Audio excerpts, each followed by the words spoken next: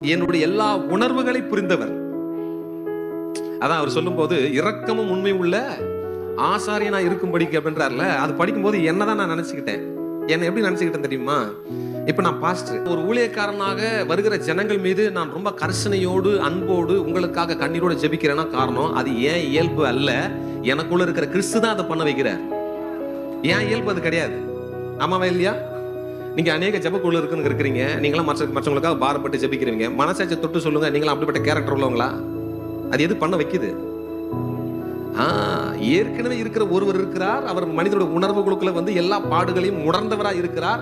அதனாலதான் அவர் பிதாவிடத்துல பரிந்து பேசும்போது அவர் அதை வேலையை செய்ய முடியாது, அது இரக்கத்தோடு அதுல உண்மையோடு பிதாவினிடத்துல நமக்காக பரிந்து பேசுகிற அந்த உணர்வை உணர்ந்தவராக அவர் இருக்கிறார். ஒரு ஆமென் சொல்லுங்களேன். அப்படி இருக்கிறதுனால தான் அவர் நமக்குள்ளே வருகிற போது நம்ம யாருனே தெரியாத ஒரு மனுஷங்க நமக்கு முன்னாடி வராங்க, யாருனே தெரியாத அவங்களுக்கு சொந்த மந்தமா ஒண்ணும் கிடையாது. அவங்களுக்காக ஜெபிக்கும் போது மனசு என்ன செய்யுது? ஒரு மாதிரி வெம்மி கண்ணீர் வருது. இயேசுப்பா இவர்களுக்கு இறங்கணும் போது நமக்கு பழக்கமே இல்லாத அனுபவம் இல்லாத நபர்களுக்கு நம்மளால இரக்கமா ஜெபிக்க முடியுது. ஒரு ஆமென் சொல்லுங்களேன்.